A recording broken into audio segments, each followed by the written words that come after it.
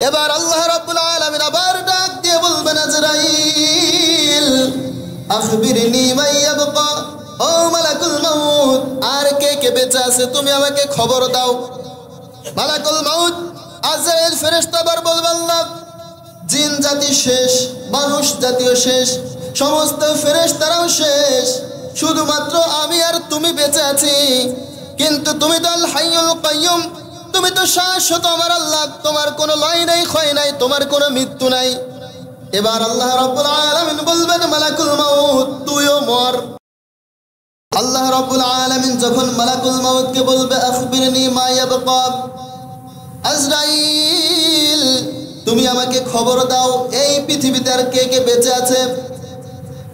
মালাকুল মাউত বলবে আল্লাহ রাব্বুল আলামিন এই পৃথিবীর কোনো মানুষ আর বেঁচে নাই, এই পৃথিবীতে একজন মানুষও অবশিষ্ট নাই, তবে জিন জাতি বেঁচে আছে। আল্লাহ রাব্বুল আলামিন বলবে মালাকুল মাউত তুমি সবচেয়ে বেশি এই জিন জাতিকে কষ্ট দিয়ে মারবে।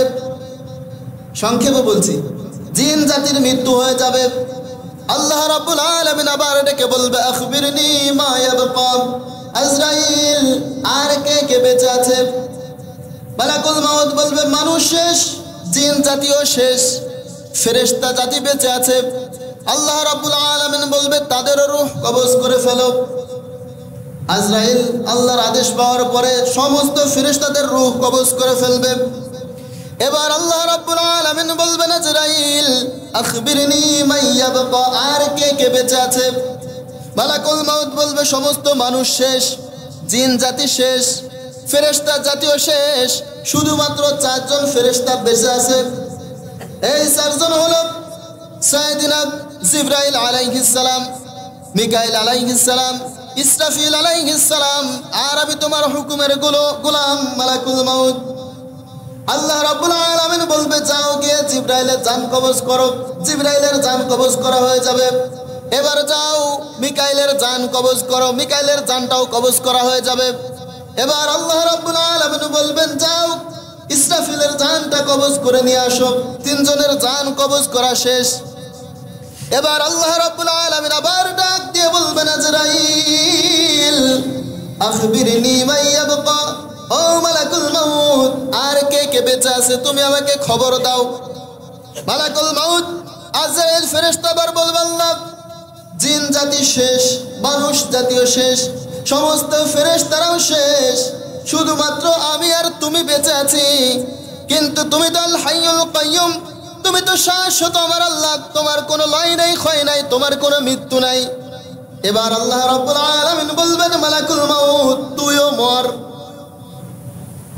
তুইও মর। এই কথাটা যখন মালাকুল মাউত শুনবে, মালাকুল মাউত আল্লাহ তাআলাকে উদ্দেশ্য করে বলবে ওগো আল্লাহ আমি যদি জানতাম আমাকেও মরতে হবে তাহলে আমি আমার এই জান কবজ করার রূহ কবজ করার দায়িত্বটা আমি না নিয়ে এইটা আমার ভাই জিবরাইল আমিনকে দিতাম, আর ওহী নাজিল করার দায়িত্বটা আমি নিতাম। সে যদি অস্বীকার করত, সে যদি আমার এই দায়িত্বটা না নিতে চাইতো, তাহলে আমি আমার এই দায়িত্বটা ইসরাফিলকে দিতাম, আর তার পানি বর্ষণ করার দায়িত্বটা আমি নিতাম। মিকাইলকে দিতাম, আর তার পানি বর্ষণ করার দায়িত্বটা আমি নিতাম। সে যদি আমার এই কথাটা অস্বীকার করত, সে যদি আমার এই দায়িত্বটা নিতে অস্বীকার করত, সে যদি অস্বীকৃতি জানাতো, তাহলে আমি আমার এই দায়িত্বটা ইসরাফিলকে দিতে চাইতাম। তার কাছে গিয়ে বলতাম আমি তোমার সিংহায় ফুৎকার দেওয়ার দায়িত্বটা নিতে চাই, তুমি শুধুমাত্র এই রূহ কবজ করার দায়িত্বটা নাও।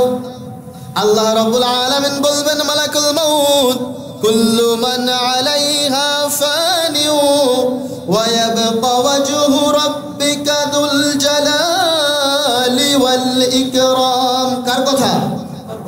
আল্লাহ রাব্বুল আলামিন মালাকুল মাউতকে উদ্দেশ্য করে বলবে মালাকুল মাউত এই পৃথিবীর কিছুই থাকতে পারবে না, তুমিও থাকতে পারবে না, থাকবো শুধু আমি একজন। থাকবে শুধু কে?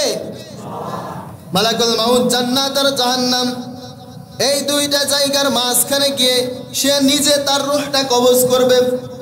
বুখারীর মধ্যে হাদিস এসেছে, বিশ্বনবী জানান মালাকুল মাউত ওই দিন রূহ কবজ করার সময় তার যে বিকট একটা আওয়াজ আসবে। এই আওয়াজটা যদি ইসরাফিলের সিংহায় ফুৎকার দেওয়ার আগে মালাকুল মাউতের রূহ কবজ করার আওয়াজ এই দুনিয়ার মানুষ শুনতে পেত, এই দুনিয়ার সমস্ত মানুষ তাদের নিজেদের কানের তালা ফেটে ওই দিন মারা যেত। কেমন একটা বিকট আওয়াজের শব্দ দিয়ে মালাকুল মাউত শেষ। এবার শুধু আছেন একজন, তিনি কে? ওই যে আয়াত তেলাওয়াত করলাম পবিত্র কোরআনের 55 নম্বর সূরা সূরাতুর রহমানের 27 নম্বর আয়াতের মধ্যে রব্বুল আলামিন বলে, ওয়ায়াবকা ওয়াজহু রাব্বিকা যুল জালালি ওয়াল ইকরাম, থাকবেন শুধু একজন, তিনি কে? এবার যখন শেষ, নাফকাতুল মাউতের সিংহার ফুৎকার দেওয়া হয়ে গেছে, এবার আল্লাহ রাব্বুল আলামিন আবার ইসরাফিলকে বলবেন যে ইসরাফিল সিংহায় ফুৎকার দাও। সূরাত জুমারের মধ্যে এসেছে। ইসরাফিল আলাইহিস সালাম দ্বিতীয় সিংহার ফুৎকার যখন দিবেন, তখন এই সিংহার ফুৎকার শুনে সমস্ত মানুষ যে যেখানে ছিল মাটির তলে, সমুদ্রের মধ্যে পড়ে মারা গেছে, তিমি মাছে খেয়ে ফেলছে, বাঘ সিংহে খেয়ে ফেলছে, বিভিন্নভাবে অ্যাসিডের মধ্যে পড়ে একেবারে নিঃশেষ হয়ে গেছে। যে যেখানে যেভাবে ছিল নিচ থেকে তাকে উপরে আবার টেনে তুলবেন কে? মিনহা খলাকনাকুম ওয়া ফিহা নুঈদুকুম ওয়া মিনহা নুখরিজুকুম তারাতান উখরা। আল্লাহ রাব্বুল আলামিন বলে, এই মাটি থেকেই তোমাকে সৃষ্টি করা হয়েছে, আবার একদিন এই মাটির তলে তোমাকে শুইয়ে দেওয়া হবে, আবার একদিন এই মাটি থেকে যিনি তোমাকে টেনে তুলবেন তিনি কে? আল্লাহ রাব্বুল আলামিন যখন ইসরাফিলকে সিংহায় ফুৎকার দিতে বলবে, দ্বিতীয় ফুৎকার দেওয়ার সময় সমস্ত মানুষ উঠে যাবে, কবরের তল থেকে কি হবে? উঠে দাঁড়াবে। ওই দিন সে পাপীও উঠে দাঁড়াবে, সে জালেমও উঠে দাঁড়াবে, সে মাজলুমও উঠে দাঁড়াবে। যে মাজলুমকে একেবারে অনাচারে নির্বিচারে খুন করা হয়েছে, ওই দিন ওই মাজলুমকেও তুলে তোলা হবে। যে মাজলুমকে মাথার মধ্যে পাথর দিয়ে থেতলে ফেলে হত্যা করা হয়েছে, যাকে হত্যা করা হয়েছে সেও দাঁড়াবে কার সামনে? যে হত্যা করেছে সে দাঁড়াবে কার সামনে? জালেম আর মাজলুমের দেখা দেখি কিন্তু ওই দিন হবে। কথা কি বোঝা যায়? সমস্ত মানুষ এবার কার সামনে দাঁড়াবে? তৃতীয় সিংহায় ফুৎকার দেওয়ার সামনে। এবার কিয়ামতের ময়দান, এই ময়দানের মধ্যে দাঁড়াবে। বিশাল লম্বা আলোচনা, আমি সংক্ষেপে বলছি। কিয়ামতের ময়দানে যখন সমস্ত মানুষকে উঠানো হবে, ওই দিনকে একজন আর একজনকে চিনতে পারবেন? আল্লাহ রাব্বুল আলামিন বলে, ইয়াউমা ফিররুল মারউ মিন আখিহি ওয়া উম্মিহি ওয়া আবিহি ওয়া সাহিবাতিহি ওয়া বানিহি লিকুল্লি ইমরিইম মিনহুম ইয়াউমাইযিন শাআনুন ইউগনি। কিয়ামতের এই ময়দানটা এত ভয়ঙ্কর ময়দান হবে, মা তার বাবাকে পরিচয় দিবে না, সন্তান বাবার পরিচয় দিবে না, বাবা তার সন্তানের পরিচয় দিবে না, ভাই তার ভাইয়ের পরিচয় দিবে না। কিন্তু এইখানে একটা বিষয় লক্ষ্য করেন, আল্লাহ রাব্বুল আলামিন প্রথমে বলে ইয়াউমা ফিররুল মারউ মিন আখিহি, প্রথমে বলতেছে ভাই ভাইরে পরিচয় দিবে না। এইখানে আল্লাহ তাআলা কয়েকটা কথা বললেন, যে সন্তান মা বাবারে পরিচয় দিবে না, মা বাবা সন্তানরে পরিচয় দিবে না। কিন্তু এই স্টেপের প্রথমে বললেন ইয়াউমা ফিররুল মারউ মিন আখিহি, কিয়ামতের ময়দানে ভাই ভাইরে পরিচয় দিবে না। এখন মা বাবা ছেলে সন্তান এগুলোর আগে ভাই ভাইরে বললেন, এইখানে একটা লজিক আছে না নাই? লজিকটা হচ্ছে এই ভাই ভাইয়ের যে সম্পর্ক, এটা আল্লাহ রাব্বুল আলামিন বুঝাইছে। ভাই ভাইয়ের যে সম্পর্ক, এই সম্পর্কের কাছে কোনো সম্পর্ক টিকতে পারে না। দেখবেন যে দুই ভাইয়ের মধ্যে বেজাল লাগে আছে 20 বছর, 20 বছর বাড়ির মধ্যে একটার একটার সঙ্গে কথা বলে না। কিন্তু যখন শুনছে যে জামালপুর বাজারে ওর ছোট ভাইয়ের একজন মারতেছে, কিসের 20 বছরের ঝামেলা আর কিসের কি, ওইখানে যায় আগেও আক্রমণ করবে। কথা কি ঠিক কিনা? আল্লাহ রাব্বুল আলামিন এটাই বললেন যে ইয়াউমা ফিররুল মারউ মিন আখিহি, ওই দিন ভাই তার ভাইরে পরিচয় দিবে না, সন্তান মা বাবার পরিচয় দিবে না, মা বাবা সন্তানের পরিচয় দিবে না। ময়দানটা কত ভয়ঙ্কর হবে বুঝতে পারছেন? নেতা তার কর্মীরে পরিচয় দিবে না, কর্মী তার নেতারে পরিচয় দিবে না, পীর সাহেব মুরিদরে পরিচয় দিবে না, মুরিদ পীর সাহেবের পরিচয় দিবে না, ইমাম সাহেব মুসল্লিদের পরিচয় দিবে না, মুসল্লিরা ইমাম সাহেবকে পরিচয় দিবে না। প্রত্যেকটা মানুষ ওই দিন বলতে থাকবে ইয়া নাফসি ইয়া নাফসি, আমাকে বাঁচাও আমাকে বাঁচাও, আমার কি হবে আমার কি হবে। কোন মানুষ অন্য কারো পরিচয় তো দূরের কথা, নিজের পরিচয়টাই দিতে পারবে না। আল্লাহর হাবিব সাল্লাল্লাহু আলাইহি ওয়াসাল্লাম বলেন, আয়েশা জানো কিয়ামতের ময়দানটা কত ভয়ঙ্কর হবে। সমস্ত মানুষ দুনিয়া থেকে যখন উঠবে, খাতনাবিহীন উঠবে, নেকেড অবস্থায় উলঙ্গ অবস্থায় উঠবে, আয়েশা রাদিয়াল্লাহু তাআলা আনহা জিজ্ঞাসা করলেন, ইয়া রাসূলুল্লাহ, উলঙ্গ অবস্থায় মানুষ কিয়ামতের ময়দানে উঠবে, একজন আর একজনকে দেখে লজ্জা পাবে না? আল্লাহর হাবিব সাল্লাল্লাহু আলাইহি ওয়াসাল্লাম জানায়, আয়েশা, একজন মানুষ অন্যজনকে দেখে লজ্জা পাওয়া তো দূরের কথা, সে নিজের চিন্তায় এতটা ব্যস্ত থাকবে, উপরের দিক থেকে নিচের দিকে তাকানোর সময় সে পাবে না। ময়দানটা কেমন ভয়ঙ্কর ধারণা পাওয়া যাচ্ছে না? আল্লাহর হাবিব সাল্লাল্লাহু আলাইহি ওয়াসাল্লাম বলে, এই যে দুনিয়ার সূর্যটা কত উপরে আপনারা জানেন, আজকের বিজ্ঞান আবিষ্কার করেছে। আর কিয়ামতের ওই ময়দানে এই সূর্যটা এখন তো তাপ দিচ্ছে, মুখটা উপরের দিকে, নিচের দিকে সূর্যের মুখ দেওয়া না, কিন্তু কিয়ামতের ওই ময়দানে এই সূর্যটার 12টা মুখ তৈরি হবে।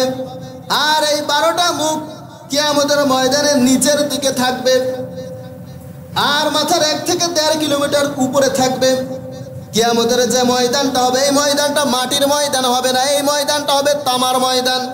তাফসীর ইবনে কাসিরের মধ্যে আসছে, মুফাসসির কিরাম ব্যাখ্যা করে ওই ময়দানটা তামার ময়দান বানানোর কারণ কি? কারণ তামার বৈশিষ্ট্য হচ্ছে, এই তামার যদি এক পাশ থেকে হিট দেওয়া হয়, অন্য পাশটা হিট হয়ে যায়, ঠিক কি না? আপনারা তামা দেখছেন না? তামা যখন আগুনে হিট দেবেন, এক পাশে হিট দেওয়ার পর অন্য পাশ হিট হয়ে যাবে। তো মাথার 1 থেকে 1.5 কিলোমিটার উপরে সূর্য, এই সূর্য যখন তামার ওই ময়দানটাকে তাপ দিচ্ছে, এই ময়দানটা কি হবে? তামার ময়দানটা পুরে পুরে একেবারে লাল বর্ণ ধারণ করবে। সমস্ত মানুষ কিয়ামতের এই ময়দানের উপরে দাঁড়ায় আছে। অন্য হাদিসের মধ্যে আসছে, মুসনাদ আহমেদের হাদিস, মানুষের গোনা পরিমাণ, ঘাম এসে গোনা পরিমাণ তলাতে থাকবে।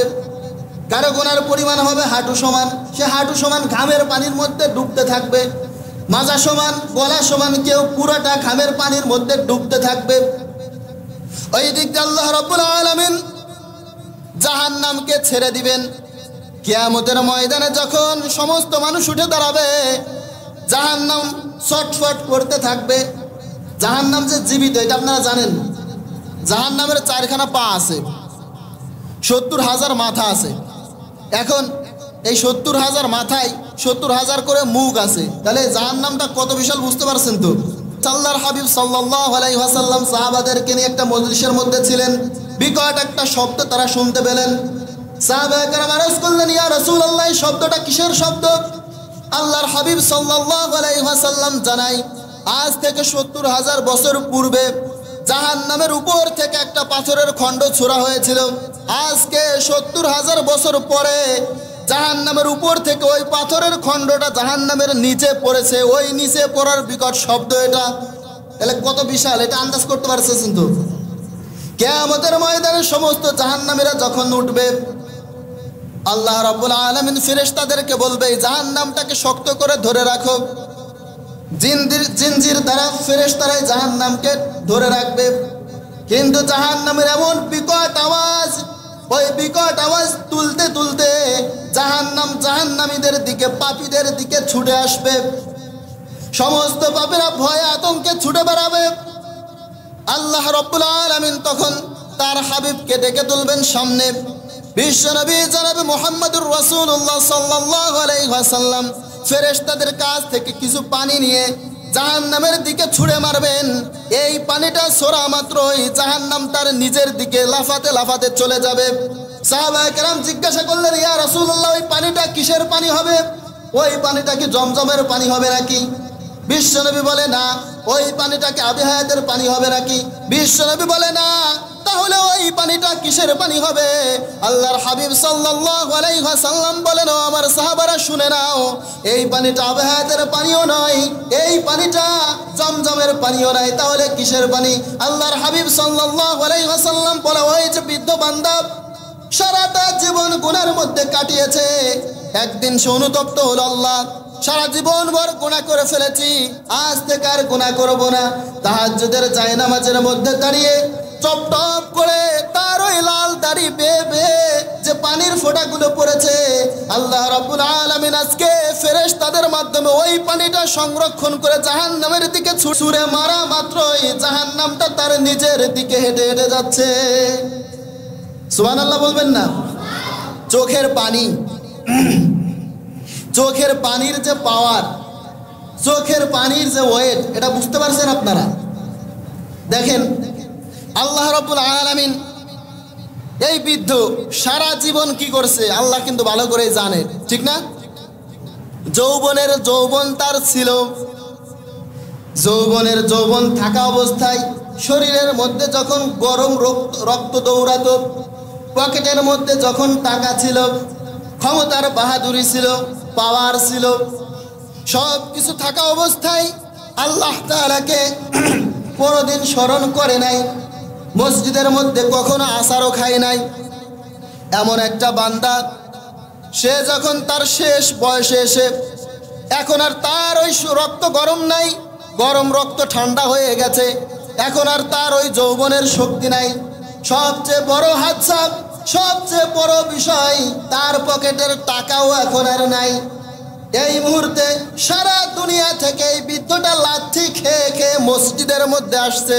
মসজিদের মধ্যে আসার পরে এই বৃদ্ধ যখন হাত উত্তোলন করে আল্লাহর কাছে বলে, আল্লাহ সারা জীবনটা ভর ভুল করলাম, আজকে আমাকে মাফ করে দাও।